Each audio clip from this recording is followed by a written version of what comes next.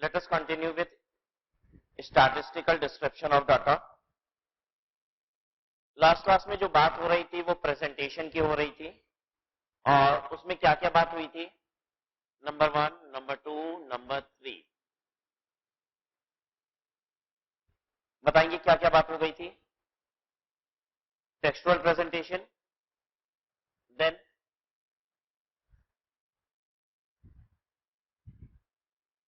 Tabular,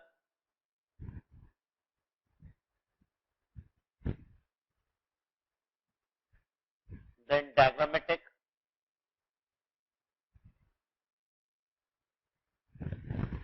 और जो अब हमें देखना है that is graphical presentation.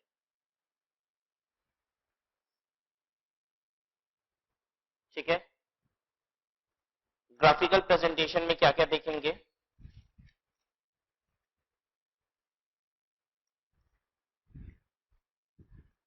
Histogram, confusion नहीं होना चाहिए, एक वर्ड आपने ऑलरेडी सीख रखा है दैट इज हिस्टोरियाग्राम, और वो किसको कहते हैं, लाइन डायग्राम को। ठीक है, लाइन डायग्राम आपने देखा था डायग्रामेटिक प्रेजेंटेशन में। क्या क्या देखा था डायग्रामेटिक प्रेजेंटेशन में, लाइन डायग्राम, बार डायग्राम और पाई डायग्राम। ठीक है, अच्छा, पाई डायग्राम बनाने के लिए यूज क्या करते हैं हम लोग, डिग्रीज को। ठीक है, प्रेजेंटेशन लेकिन कैसे करते हैं, परसेंटेज में। ठीक है, जो हम प्रेजेंटेशन देते हैं वो परसेंटेज में, लेकिन अगर पाई डायग्राम बनाना है तो कन्वर्ट करना पड़ेगा परसेंटेज को किसमें, डिग्री में। ठीक है, तो कभी अगर क्वेश्चन आपसे एग्जाम में ये आता है कि डायग्रामेटिक प्रेजेंटेशन में जो पाई चार्ट हम लोग बनाते हैं उसमें प्रेजेंटेशन किस फॉर्म में होता है, तो आप क्या बताएंगे, परसेंटेज फॉर्म। ठीक है, हम परसेंटेज ऑफ एरिया क्या करते हैं, डिनोट करते हैं। लेकिन किसी भी सर्कल में अगर परसेंटेज बनाना हो तो कैसे बना पाएंगे, वो तो मजबूरी है डिग्री में ही बना पाएंगे। ठीक है, हिस्टोग्राम, देन उसके बाद क्या है, फ्रीक्वेंसी पॉलीगन,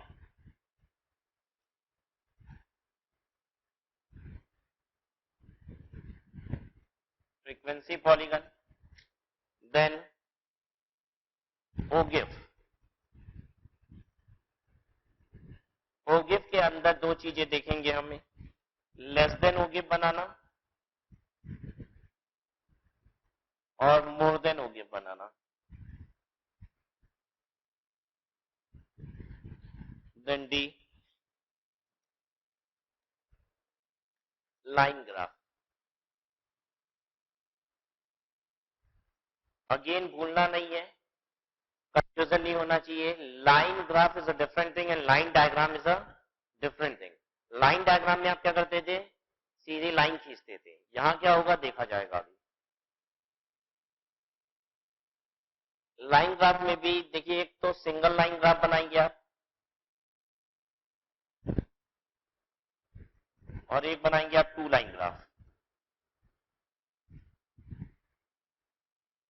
तो इतनी सारी चीजें देखनी है हमें।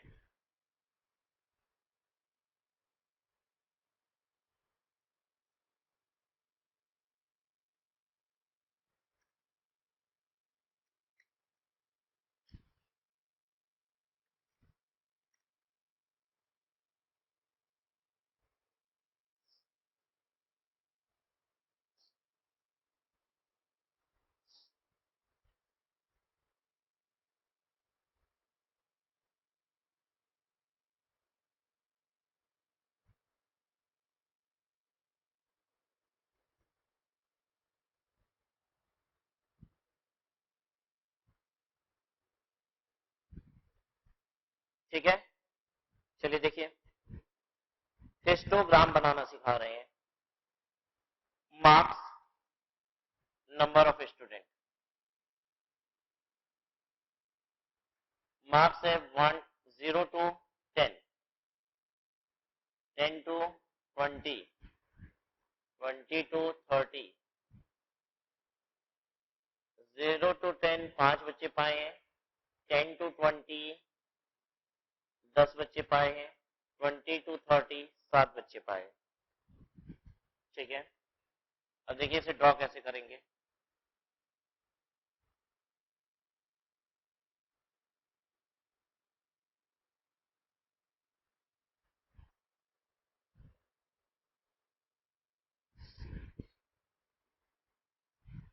ये लिखे हैं मार्क्स और इधर रहेगा number of student 5, 10, 15 and so on. ये देखिए 0 से लेकर 10 मार्क्स, ये कितने बच्चे पाए? 5। तो हम यहां से क्या करेंगे? 0 to 10 पूरे पे 5 के सामने एक लाइन खींचेंगे। फिर से रिपीट करते हैं, जरा ध्यान दीजिए इधर। देखिए 5 मार्क्स है, 0 पे 5, ठीक है, 0 से लेकर 10 तक 5 के सामने एक लाइन आनी चाहिए, ठीक है। फिर उसके बाद देखिए 10 से 20 कितने मार्क्स, कितने बच्चे पाए? 10। तो 10 के सामने यहां पे एक लाइन आनी चाहिए,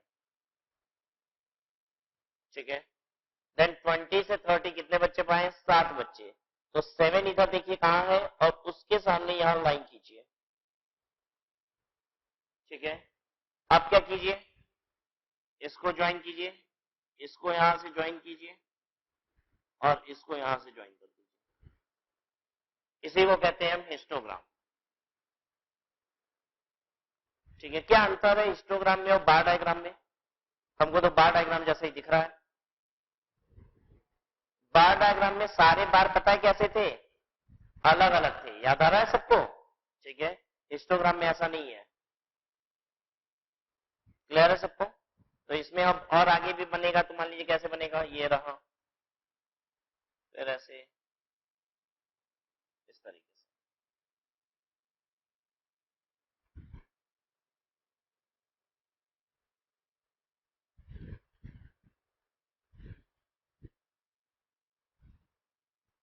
ये है हिस्टोग्राम।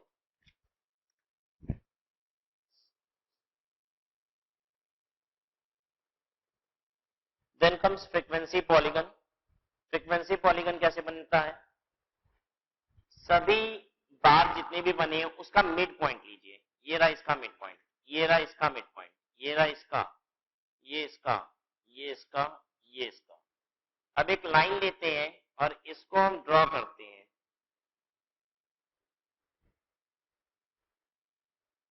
ठीक है। और जिस फ्लो में ये गिर रहा था ऐसे ही गिराते गिराते लाके इसको नीचे सटा देते हैं, ठीक है। ये भी जिस तरीके से गिर रहा था इसको लाते हैं नीचे सटा देते हैं। ये बन गया फ्रीक्वेंसी पॉलीगन।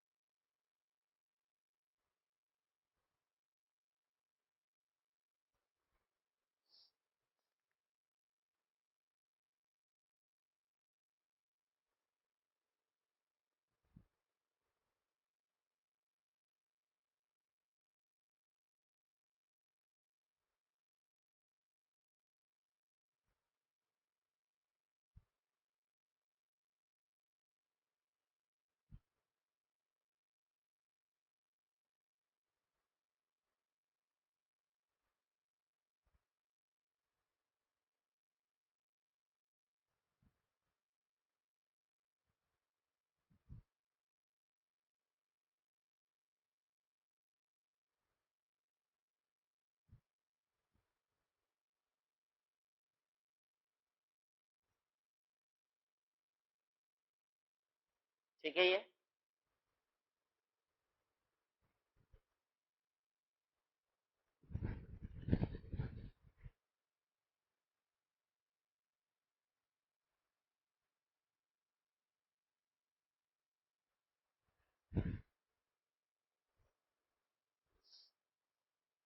देखिए अब हिस्टोग्राम बनाना सीख लिए, फ्रीक्वेंसी पॉलीगन सीख लिए, ओगेव बनाना सीखते हैं, इसी डाटा पे बनाते हैं, ठीक है।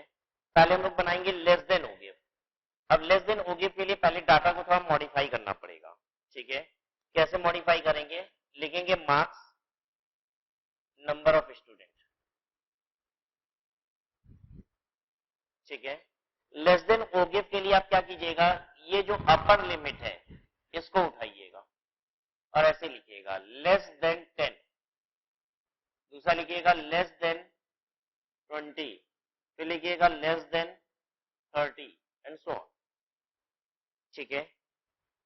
कितने बच्चे लेस देन 10 पाए हैं बता सकते हैं आप? 5। कितने बच्चे लेस देन 20 पाए हैं? कितने? कितने बच्चे लेस देन 20 पाए हैं? 15 स्टूडेंट्स। ठीक है, ये भी लेस देन 20 पाए, ये भी तो लेस देन 20 पाए हैं। ठीक है, तो ये क्या होता है, क्यूमुलेटिव होता जाता है। पहला 5 पे जोड़ दीजिए 15। लेस देन 30 कितने बच्चे पाए हैं? सब जोड़ते जाएंगे 22 हो जाएगा। ठीक है,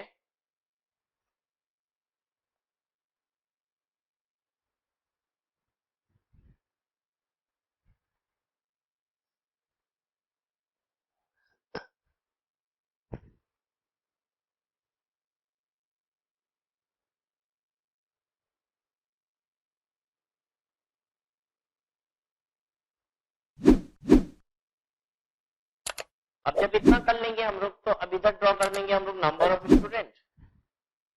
नंबर ऑफ स्टूडेंट 5, 10, 15, 20, 25।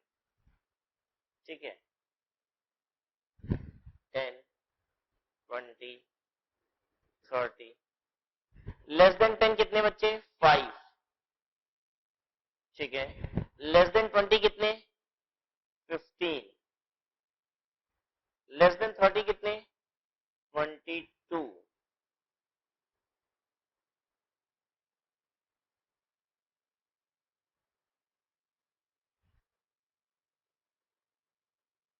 बल्कि आपको शेप भी देख के याद रखना चाहिए।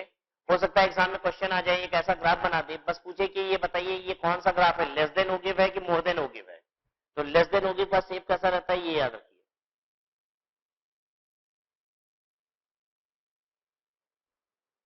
लाइन ऊपर उठती जाएगी।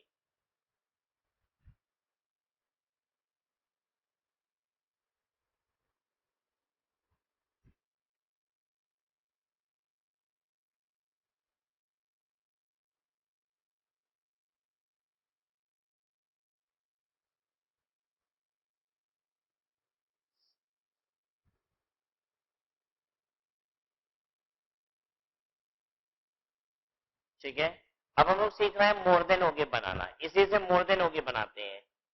ये लेस देन था, ये मोर देन हो गिव बनाएंगे। इसमें क्या करेंगे, जब आप मार्क्स लिखेंगे तो लोअर लिमिट को पकड़ेंगे, ये वाला पकड़ेंगे। ठीक है, और ऐसे लिखेंगे मोर देन 0। ठीक है, फिर क्या लिखेंगे, मोर देन 10, मोर देन 20, और जैसे भी आगे है वैसे लिख देंगे। अब बताइए नंबर ऑफ स्टूडेंट, कितने बच्चे 0 से ज्यादा पाए हैं? बोलिए 22, 22 बच्चे। ये सारा जोड़ देंगे। आई बात समझ में? यहां पे क्या हो रहा था याद है, लेस देन में पहले तो लिमिट कौन सी लिखे थे, अपर लिमिट लिख रहे थे। ठीक है, और उसमें क्या कर रहे थे, क्यूमुलेटिव फ्रीक्वेंसी बना रहे थे, फ्रीक्वेंसी को जोड़ते जा रहे थे, क्यूमुलेटिव करते जा रहे थे। यहां पे हमने क्या किया, मोर देन 20 पूरा जोड़ दिया, मोर देन 10, मोर देन 10, बस ये 10 और 7 ये है। ठीक है, 17, and more than 20, more than 27।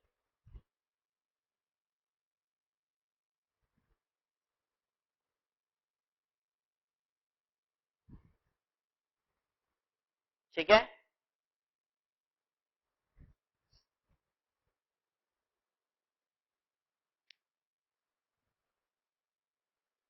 चलिए अब इसी पे बनाना सीखिए। अब ये देखिए ऐसा नहीं रहेगा, ये मोर देन हो गया था, अब लेस देन हो गया कैसा बनेगा, 0 पे हमको प्लॉट करना पड़ेगा 22, 0 पे 22। देखिए ये लाइन पे आ जाएगा, वाई एक्सिस पे। ठीक है, देन 10 पे 17, 10 पे 17 ये रहा, 20 पे 7, 20 पे 7 ये रहा। अब ये ऐसा आता है, तो देख के पहचान जाएंगे लेस देन हो गए, मोर देन हो गए। मोर देन हो गए कैसा बन रहा था, ऐसे था, ये था मोर देन हो गए। हाँ, दिस वाज लेस देन हो गए। और ये जो अभी बनाया हमने ये क्या है, मोर देन हो गया।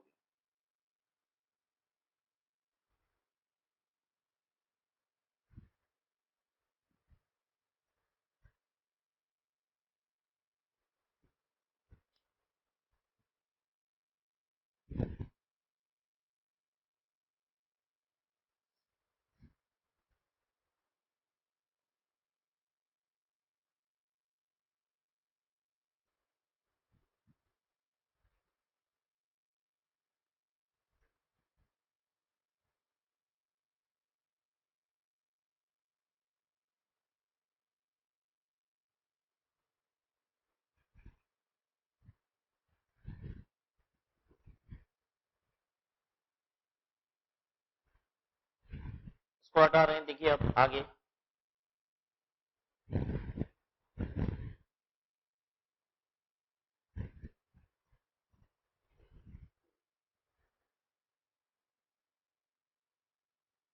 सिंगल लाइन ग्राफ बनाने जा रहे हैं। अच्छा, लाइन ग्राफ की जगह लाइन डायग्राम अगर बनाना होता तो कैसे बनाते हैं, आपको याद है कुछ? हम 0 to 10 पे 5 प्लॉट करना है तो हम करते क्या थे, 0 से 10 के बीच में से एक लाइन ले जाते थे और 5 तक सीधी खड़ी कर देते थे। लाइन डायग्राम अगर बनाना होता तो ऐसे बनाते, ठीक है। फिर 10 से 20 के बीच में कितना है, 10, तो 10 से 20 के बीच में से एक लाइन ले जाते और 10 तक ले जाते। ये क्या होता है, लाइन डायग्राम। लेकिन लाइन डायग्राम नहीं बनाना सीख रहे हैं, अब हम सीख रहे हैं लाइन ग्राफ बनाना। कैसे बनाएंगे, 0 से 10 के बीच में कितना है, 5, तो 0 से 10 इसके बीच में 5, एक पॉइंट लगाएंगे 5 के आगे। देखिए कहां पे लगा रहे हैं, 0 से 10 के बीच में से उठे और 5 के आगे जाके एक पॉइंट लगा दिए, ठीक है। 10 से 20 के बीच में से उठेंगे और कहां पॉइंट लगा देंगे, 10 के सामने, ठीक है। फिर 20 से 30 के बीच में से उठेंगे और 7 पे जाके पॉइंट लगा देंगे और इन सारे पॉइंट को एक लाइन में मिला देंगे। सारे पॉइंट्स को मिलाते गए, ठीक है। इसी को क्या बोलते हैं हम, लाइन ग्राफ। लाइन ग्राफ में क्या होगा, एक लाइन चलेगी, ठीक है। और लाइन डायग्राम में क्या होता है, कई सारी खड़ी लाइंस दिखती हैं, ठीक है। अच्छा, 2 लाइन ग्राफ क्या होता है, अब मान लीजिए यहाँ पे मार्क्स के बाद नंबर ऑफ स्टूडेंट की जगह क्या होता, मेल स्टूडेंट और फीमेल स्टूडेंट, ये अलग अलग होता। तो 5 बच्चों में से 3 मेल है 2 फीमेल है, 10 में से 7 मेल है 3 फीमेल है, 4 मेल है या 3 फीमेल है, मान लीजिए ऐसा कुछ है, ठीक है। तो अब क्या होगा, देखिए 2 लाइन बनेगी, 10 से 0 से 10 के बीच में 3। अब देखिए हम क्या करेंगे, 0 से 10 के बीच में 3 यहां लिया, दूसरा भी मेल का, पहले एक लाइन मेल की बनेगी, ठीक है। फिर दूसरा 10 से 20 के बीच में 7 और फिर क्या 4,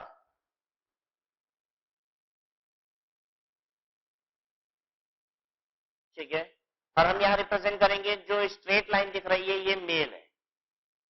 अब फीमेल के लिए मान लीजिए हम डॉटेड लाइन बनाएंगे, कुछ ना कुछ डिफरेंट लाइन बनानी पड़ेगी। 2 लाइन में क्या करेंगे, एक लाइन अगर स्ट्रेट बना रहे हैं तो दूसरे को डॉटेड बनाएंगे, कुछ अलग रिप्रेजेंट होनी चाहिए।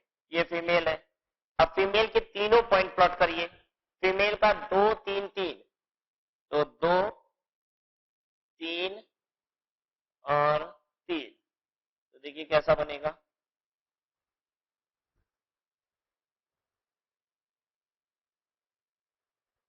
क्लियर है सबको।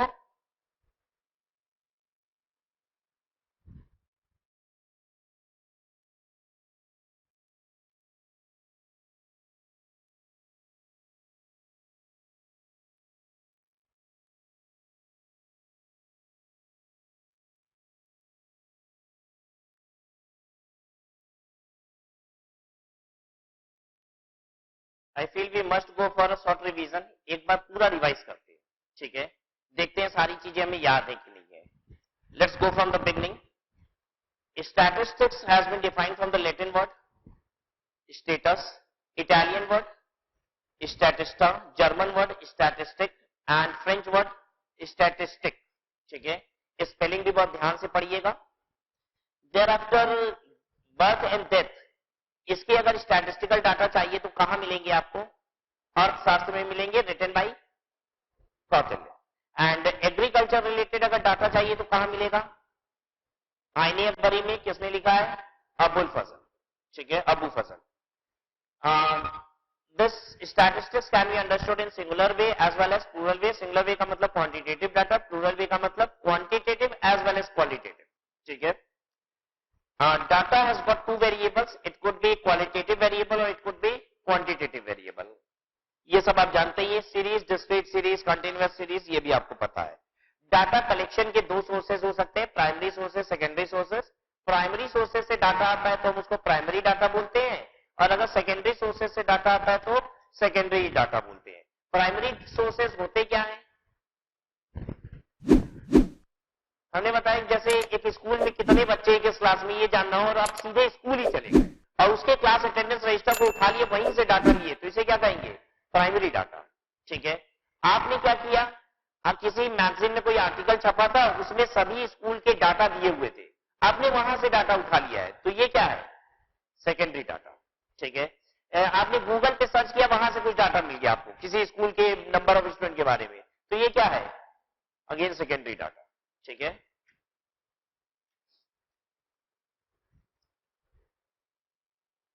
डाटा की क्लासिफिकेशन कैसे हो सकती है? ऑर्डिनल क्लासिफिकेशन, अगर हम ग्रुपिंग कैसा बनाते हैं? नंबर्स वाले ग्रुप बनाते हैं, न्यूमेरिकल डाटा के ग्रुप बनाते हैं, जैसे हाइट का ग्रुप बना है, वेट का ग्रुप बना है, तो ये सब क्या है? ऑर्डिनल क्लासिफिकेशन, ठीक है।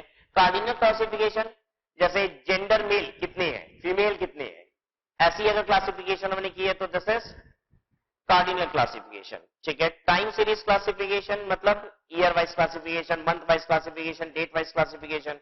ज्योग्राफिकल क्लासिफिकेशन मतलब एरिया वाइज क्लासिफिकेशन, ठीक है, state wise, city wise, country wise, ऐसी कोई क्लासिफिकेशन हो। फ्रीक्वेंसी डिस्ट्रीब्यूशन किसे कहते हैं? Number of times data is appearing, जैसे 10 से 20 कितने बच्चे पाए हैं? 5 बच्चे पाए, तो 5 को क्या कहते हैं? फ्रीक्वेंसी, ठीक है। What is individual series?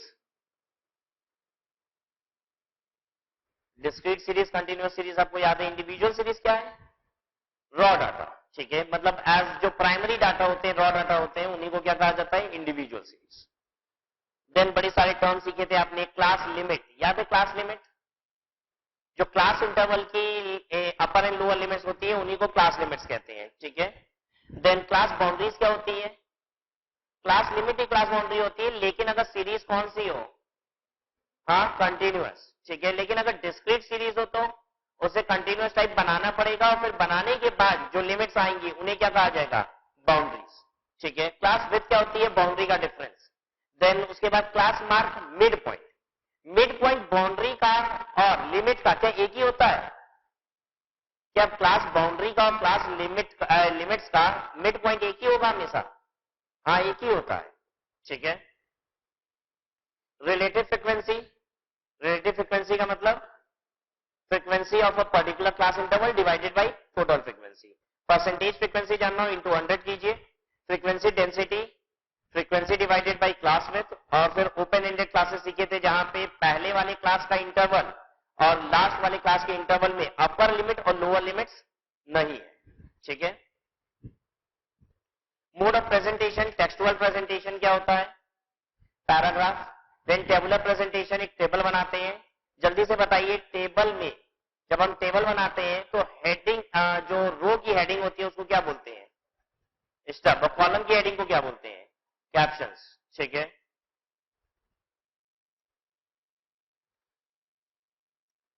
फिर उसके बाद डायग्रामेटिक प्रेजेंटेशन, ग्राफिकल प्रेजेंटेशन। चलिए अब आगे आइए,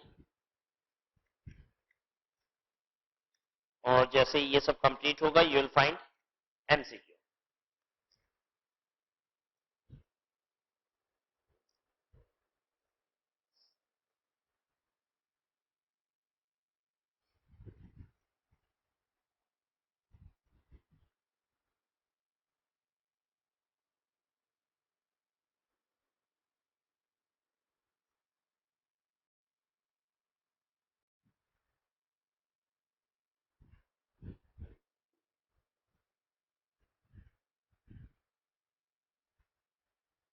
MCQ question number 1. Statistics can be best considered as both art and science. C is the correct answer.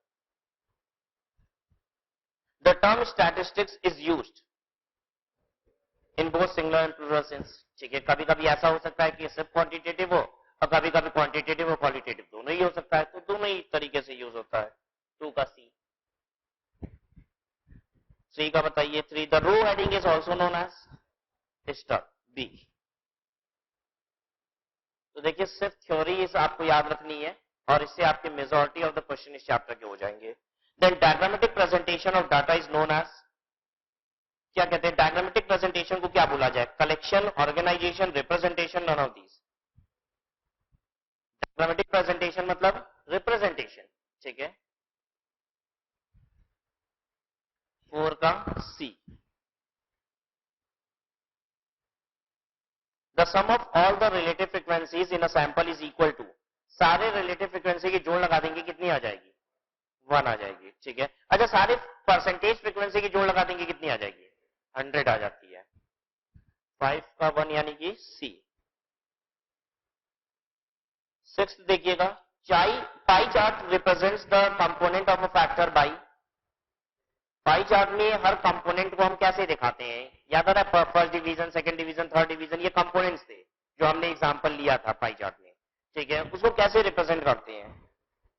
As percentage. ठीक है. पाई चार्ट में हर फैक्टर्स को हम कैसे दिखाते हैं? परसेंटेज से रिप्रेजेंट करते हैं. ठीक है. अच्छा परसेंटेज दिखाने के लिए लेकिन बनाओगे कैसे? यूज तो क्या करना पड़ेगा? एंगल. लेकिन रिप्रेजेंट किससे करते हैं?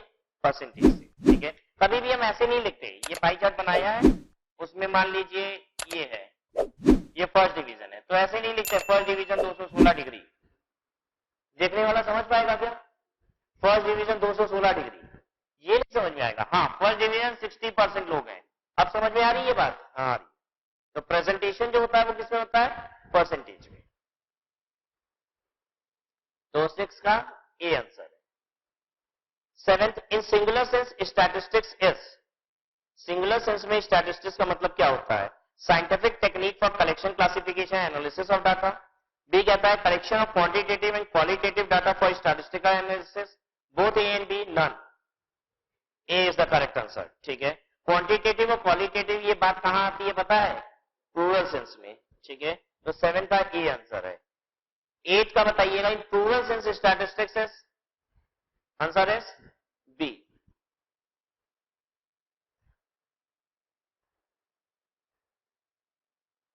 नाइन्थ देखिएगा. Statistics has originated from Latin word status. C. 10th, which of the following statement is false. इसमें से गलत क्या है? Statistics has originated from German word statistic, French word statistic. Statistics has been originated from Italian word statista. D none. क्या answer है? None. यानी कोई भी फॉल्स नहीं है. या ध्यान दीजिए फ्रेंच वर्ड जो लिखा हुआ है वो लिखा हुआ है स्टैटिटिक, और जबकि ऐसा नहीं था. हमें याद है कि फ्रेंच वर्ड क्या था? स्टैटिस्टिक. एस मिसिंग है.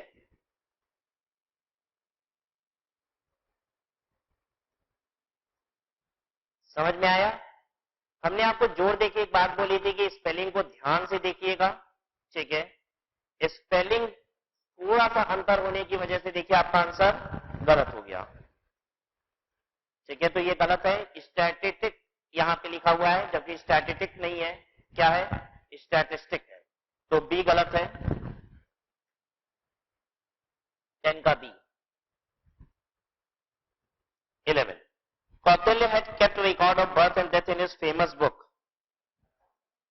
कौन सा? A B C D. C. देखिए इसमें लिखा है कौटिल्य शास्त्र, आर्थिक शास्त्र, अर्थशास्त्र एंड नन. तो this is Arthashastra. The first census survey was conducted by. ये आप याद कर लीजिए. Answer is B.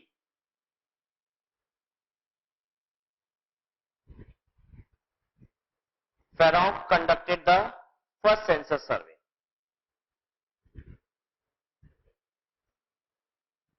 What is this first census survey? जैसे आज आप कहते हैं ना कि आप कौन से ईयर में है, 2016 में है, 2017 में है, 18 में है, ठीक है। तो ये जो सेंसस चल रहा है ये पहले कहीं से स्टार्ट हुआ होगा, ठीक है। तो ये कहां से स्टार्ट हुआ, ये सब बात किसने की थी, उसकी बात हो रही है। The originator of term statistics is, किसने ये टर्म ओरिजिनेट किया था, वो इंसान कौन है? जीएफ एकीवॉन। Answer is B.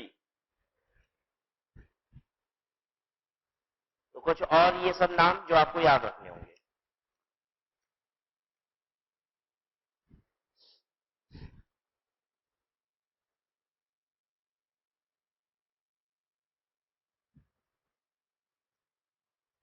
उसके बाद देखिए, systematic method of arranging raw data is called, systematic method of arranging raw data, raw data को अरेंज करने के मेथड को क्या कहा जाता है? क्लासिफिकेशन, ठीक है। 14 का ए। 15, the most attractive and appealing way of presenting data that a common man can also understand is, बताइए आपको क्या लगता है सबसे अपीलिंग भी हो और आसान भी हो समझना, ठीक है। टेबुलर इतना आसान नहीं है, ठीक है। डायग्रामेटिक, टेक्सचुअल, टेक्सचुअल तो सबसे खतरनाक है, ठीक है, अपीलिंग ही नहीं है एकदम, ठीक है। सबसे आसान और समझ में भी जल्दी आ जाए डायग्रामेटिक, ठीक है। या सोच के देखिए हम पाई डायग्राम बना दे इस तरीके से, तो कितने लोग फर्स्ट डिवीजन से, कितने सेकंड और कितने थर्ड, बहुत जल्दी से कोई भी इंसान समझ जाएगा कि नहीं समझ जाएगा, ठीक है। तो डायग्रामेटिक ही बेस्ट प्रेजेंटेशन होता है और सबसे जल्दी समझ में आता है। 16, the university collects the information regarding internal marks obtained by the student in internal college examination, it is called, एक यूनिवर्सिटी ने कॉलेज में कितने बच्चों ने कितना नंबर पाया ये डाटा कलेक्ट किया। यूनिवर्सिटी ने जितने भी बच्चे हैं एग्जाम दिए हैं उनसे एसोसिएटेड कॉलेजेस से, ठीक है, उसके पूरे डाटा की कलेक्शन की है। इस डाटा को क्या बोलेंगे? जहां डाटा ओरिजिनेट हुआ होगा वहीं से यूनिवर्सिटी ने निकाला होगा, और या फिर किसी से भी पूछ के निकाल लिया होगा इधर उधर से। जब सोचिए आप किसी यूनिवर्सिटी का एग्जाम दे रहे हो, ठीक है, उस यूनिवर्सिटी ने आपके मार्क्स कहीं पे नोट किए हैं, कहां से नोट किया होगा? अगल बगल से पूछ के कहीं से भी, अरे बताओ ना वो कितना पाया होगा, उसे बताया 36 पाया, दे दिया 36। कैसे किया होगा? जो ओरिजिनल सोर्स है वहीं से लिया होगा। कैसा डाटा होगा ये? प्राइमरी डाटा, ठीक है। यूनिवर्सिटी तो ही ना सेकेंडरी डाटा ले रही हो, कहीं से भी पता चला, गूगल पे सर्च किए, जितना नंबर पता चला उतना लिख दिया, तो this would be primary data. 17, तो 16 का ए है।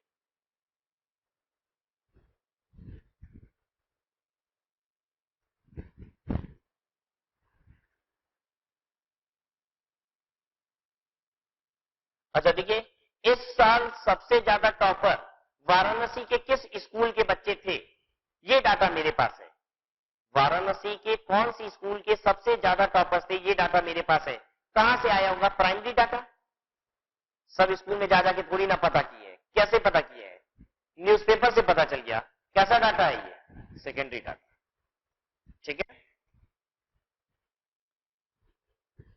क्वेश्चन 17 देखिए, the cost involved in production of an item under different heads are 23, 20, 33, 12 units respectively. कहता है cost involve in production of an item under different heads, मतलब एक प्रोडक्ट है जिसका नाम मान लीजिए प्रोडक्ट का नाम है एक्स, ठीक है, तो उसमें डिफरेंट हेड्स में खर्चे लग रहे हैं। डिफरेंट हेड्स का मतलब मटेरियल का खर्चा कितना है, लेबर का खर्चा कितना है, ठीक है, फिर उसके बाद मशीन रेंट कितना लग गया है उसकी वजह से, फिर इलेक्ट्रिसिटी का खर्चा कितना लग गया है उसकी वजह से। इस तरीके से डिफरेंट हेड्स में क्या क्या खर्चे ये बता रहा है। कह रहा है एक हेड में खर्चा है 23, दूसरे हेड में खर्चा है 20, तीसरे हेड में 33, चौथे हेड में 12, ठीक है।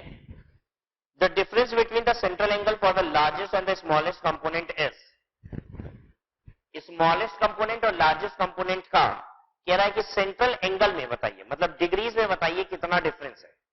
अब बेसिकली करना क्या है, इसको चारों को हमें ड्रॉ करना है इसमें, ठीक है, मटेरियल का इतना, लेबर का इतना, मशीन रेंट का इतना और इलेक्ट्रिसिटी का इतना। ठीक है, तो जो सबसे बड़ा वाला है और जो सबसे छोटा वाला है उसमें कितने डिग्री का अंतर है ये पूछ रहा है, निकाल पाएंगे?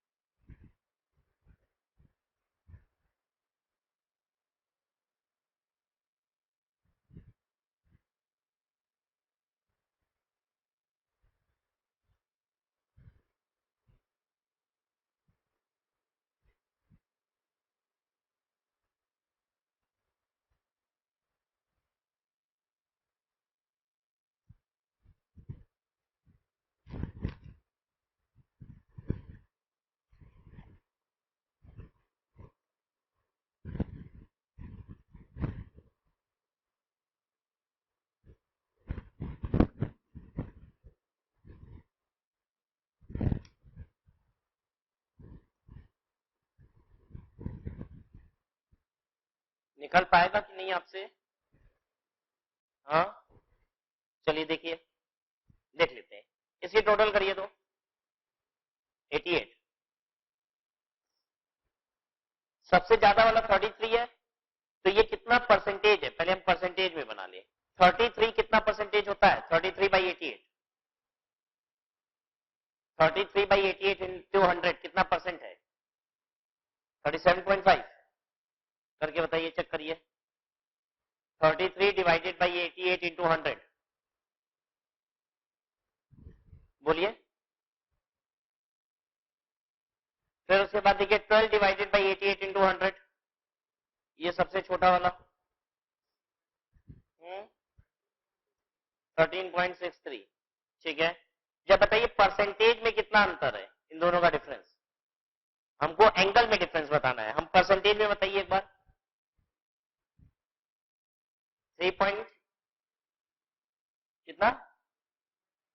23.9। आगे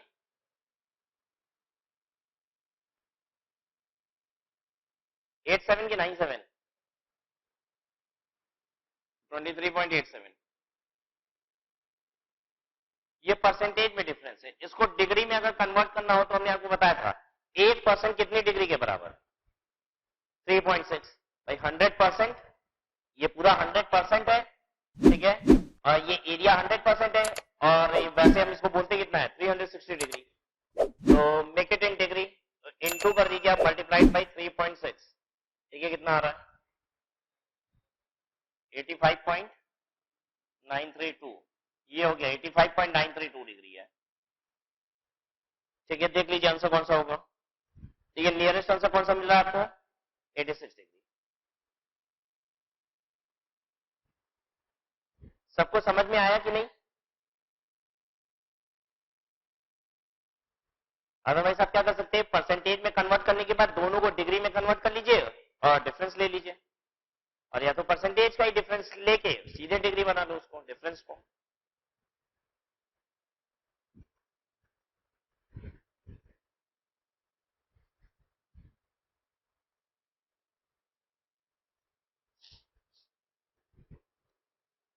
डायरेक्ट भी हम डिग्री बना सकते हैं कि नहीं? आप डायरेक्ट भी डिग्री बना सकते हैं। देखिए इसकी डिग्री कितनी होगी मशीन रेंट की? 33/88 इंटू 360, ये डिग्री बन गई। इसकी डिग्री 12/88 इंटू 360, कराइए हमको। 33/88 इंटू 360, बताइए कितनी डिग्री? 33/88 into 360, 135 degree, 135 degree. ठीक है, 12/88 इंटू 360 बताइए, 49 डिग्री। 135 डिग्री माइनस 49 डिग्री कितना होता है? 86 डिग्री। ऐसे कर लीजिए। परसेंटेज बनाने के लिए 100 से मल्टीप्लाई करते हो, डिग्री बनाने के लिए कितने से मल्टीप्लाई करोगे? 360 से। इसीलिए ना जब परसेंटेज बन जाता है तो 3.6 से मल्टीप्लाई करना होता है, क्योंकि परसेंटेज बनाया तो 100 से तो ऑलरेडी मल्टीप्लाई कर लिए हो, तो 3.6 से और मल्टीप्लाई करोगे तो डिग्री बन जाएगा। डायरेक्ट भी डिग्री बना सकते हो, 360 से मल्टीप्लाई कर लो।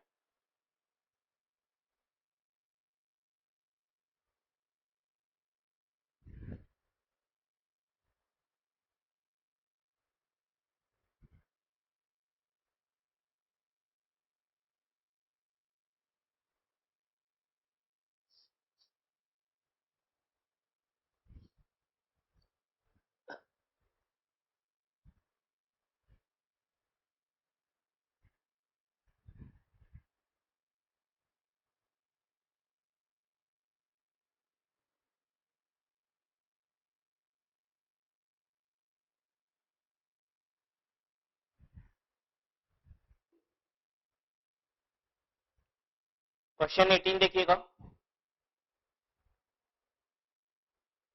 In city X there are 50% males and 30% of the persons are coffee drinker। कह रहा है सिटी एक्स में 50% लोग मेल हैं, तो फीमेल कितने होंगे? बोलो 50%। 50% मेल, 50% फीमेल्स, ठीक है। And 30% of are coffee drinkers, उसमें से 30% लोग कैसे हैं? कॉफी ड्रिंकर, मतलब मेल फीमेल सब मिला के 30% लोग कॉफी पीते हैं। The male coffee drinkers are 18%। अच्छा, जो मेल हैं और कॉफी पीते हैं वो लोग कितने हैं? 18%। The same figure for city Y. अब यही सारी चीज सिटी वाई के लिए दे रहा है, कह रहा है वो 45%, 25% और 16% है। इसका मतलब 45% किसकी बात कर रहा है? मेल 45% है सिटी वाई में, ठीक है। 25% क्या है? कॉफी ड्रिंकर्स 25% है, and male coffee drinkers are 16%, ठीक है। The ratio of female coffee drinker in city X and Y एस। सिटी एक्स और वाई में फीमेल कॉफी ड्रिंकर का रेशियो बताइए। तो पहले तो हमको दोनों परसेंटेज तो हमें पता चले कि female coffee drinker in city X कितनी है और female coffee drinker in city Y कितने हैं, ठीक है। ये सारे डाटा पता है कहां से क्लियर होते हैं? जब आप उनकी प्रेजेंटेशन करते हो, टेबल बनाते हो, ठीक है। आइए हम लोग एक टेबल बनाते हैं। इसको क्वेश्चन नंबर 18 के लिए टेबल तैयार करते हैं।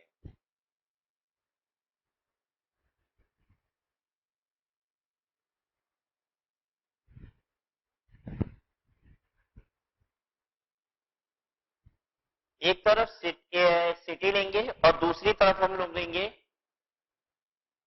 ड्रिंकिंग हैबिट, मतलब कॉफी पीते हैं नहीं पीते हैं, ड्रिंकिंग हैबिट।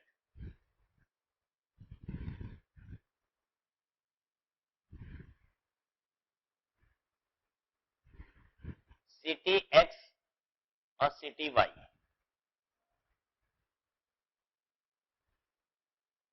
इधर आप रख लीजिए coffee drinker, not coffee drinker.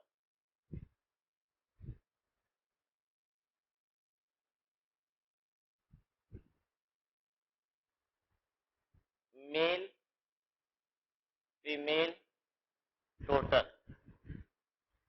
Y city में भी मेल फीमेल एंड टोटल।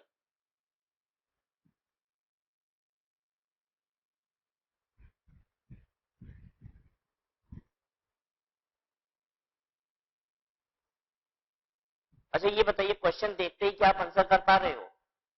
नहीं ना, आंसर नहीं ना हो पा रहा है। तो देखिए यही तो फायदे होते हैं टेबल बनाने के। अगर हम डाटा को प्रेजेंट कर देते हैं तो आंसर अपने आप मिल जाता है। फिल कराइए हमको, यहाँ पे हम लोग टोटल करते जाएंगे इसकी भी।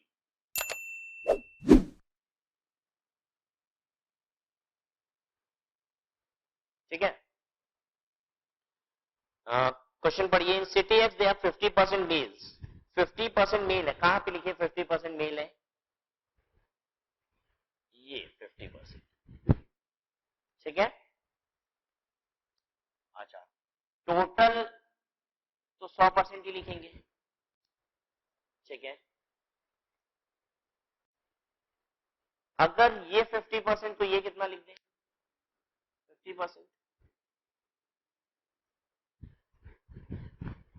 ठीक है यहां तक।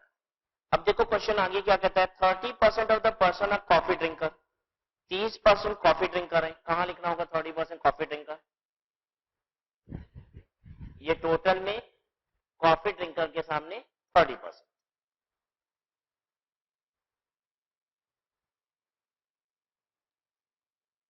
18% उसमें से क्या है? Male coffee drinkers. तो मेल कॉफी ड्रिंकर्स में 18% डाल दीजिए, ठीक है। बाकी डाटा फिल हो सकता है, फिल कर लीजिए। अगर ये 18% तो ये कितना लिखें? बोलो 12%। अच्छा, ये 18% तो ये कितना लिखें? कितना? 32%। ये कितना? हाँ 38%। ये कितना? 70%। Similarly the same figures in city Y. Male 45% है, मेल कॉफी ड्रिंकर्स, नहीं, टोटल कॉफी ड्रिंकर्स 25% है, and male coffee drinkers are 16%.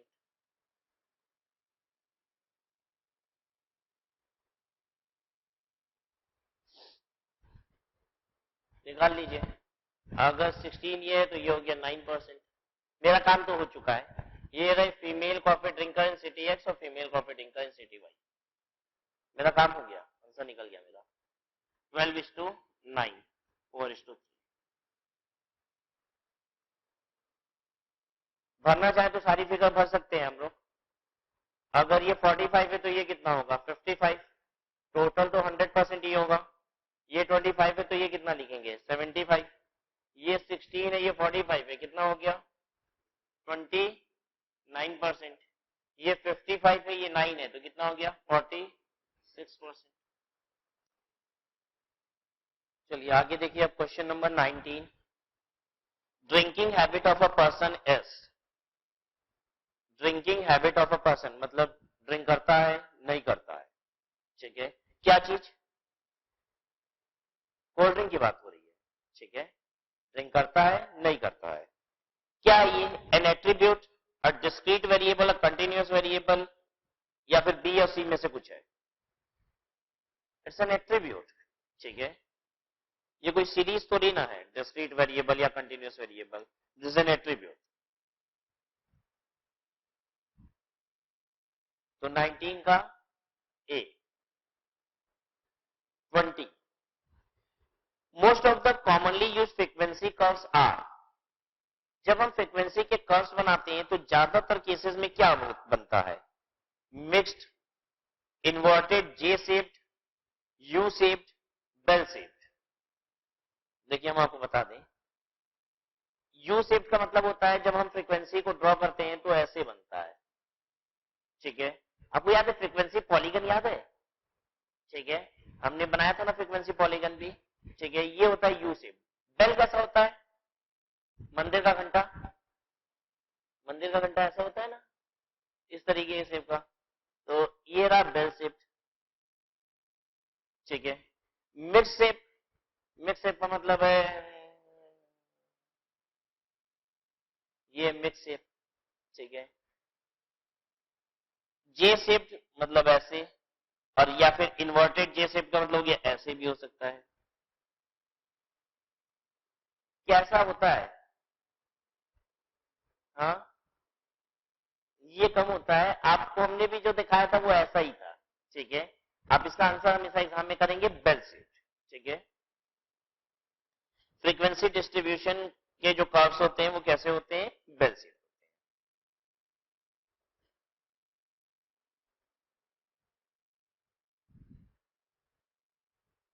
चलिए उसके बाद देखिए class marks. Class mark क्या है, mid point of class interval है. ठीक है, ए 21 का A. 22 width of a class intervals. Class interval का विथ क्या होता है, difference between lower and upper limit होता है. A is the correct answer. Data arrange region wise.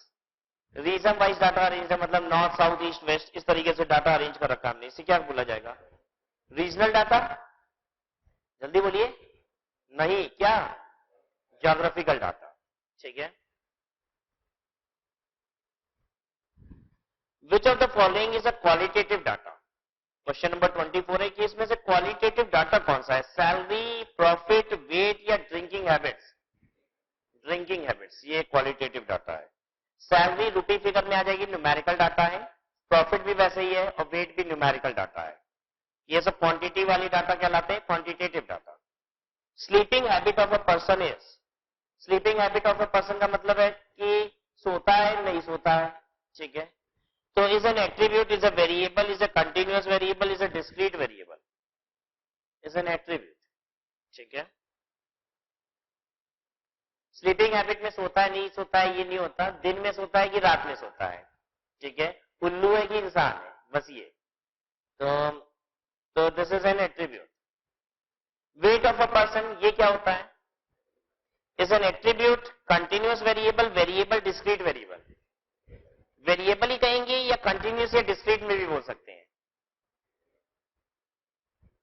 Wait क्या है, कंटिन्यूअस वेरिएबल या डिस्क्रीट? वेरिएबल तो आप कह रहे हो कि है, ठीक है। कंटिन्यूअस या डिस्क्रीट है? हाँ कि दोनों हो सकता है। अगर दोनों हो सकता है तो आप बोलिए वेरिएबल है।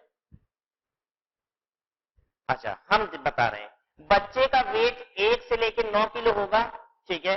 फिर धड़ाक से सीधे 10 हो जाएगा, 9.1 नहीं, 9.2 नहीं, 9.3 नहीं, 9 किलो, 100 ग्राम, 200 ग्राम, 300 ग्राम तो सवाल ही नहीं उठता। 9 किलो के बाद सीधे 10 किलो, फिर 10 से 20 तक चलेगा, 10 से 19 तक चलेगा, 19 के बाद सीधे बच्चे का वजन पता है क्या आएगा, सीधे 20। अगर ऐसा है तो वेट पता है क्या कहलाएगा, डिस्क्रीट। और अगर ऐसा नहीं है, आप कहते हो नहीं सर 9 किलो जब होगा तो 9 किलो 100 ग्राम भी आएगा, 200 भी आएगा, 300 भी आएगा, फिर जाके 10 किलो होगा, तो पता है वेट को क्या बोलेंगे हम, कंटिन्यूअस वेरिएबल। अब आपको जैसा लगे बता दीजिए, कंटिन्यूअस वेरिएबल, ठीक है। चलिए हम कुछ और पूछेंगे, अगर आपने ये आंसर कर दिया है तो। हाइट बताइए क्या है, वेरिएबल है एट्रीब्यूट है? वेरिएबल। कैसा वेरिएबल, डिस्क्रीट, कंटिन्यूअस? कंटिन्यूअस। ऐसा नहीं है 5 फीट के बाद सीधे 6 फीट, ठीक है। इंच बाई इंच धीरे धीरे धीरे धीरे ही बढ़ेगा, ठीक है। अच्छा, आप हमको बताएंगे number of markers purchase by me, ठीक है, वेरिएबल या एट्रीब्यूट? वेरिएबल। डिस्क्रीट या कंटिन्यूअस? डिस्क्रीट, ठीक है। कंटिन्यूअस नहीं, 1 2 3 4 5 6 9 के बाद सीधे क्या है, 10 ही है, 1 के बाद 2 ही है। ऐसा नहीं है 9 भी मार्कर खरीद सकते हैं, 9.5 भी खरीदेंगे, ठीक है। 9 then 10 then it is discrete variable, ठीक है। तो इस तरीके से आंसर कीजिएगा। We have completed.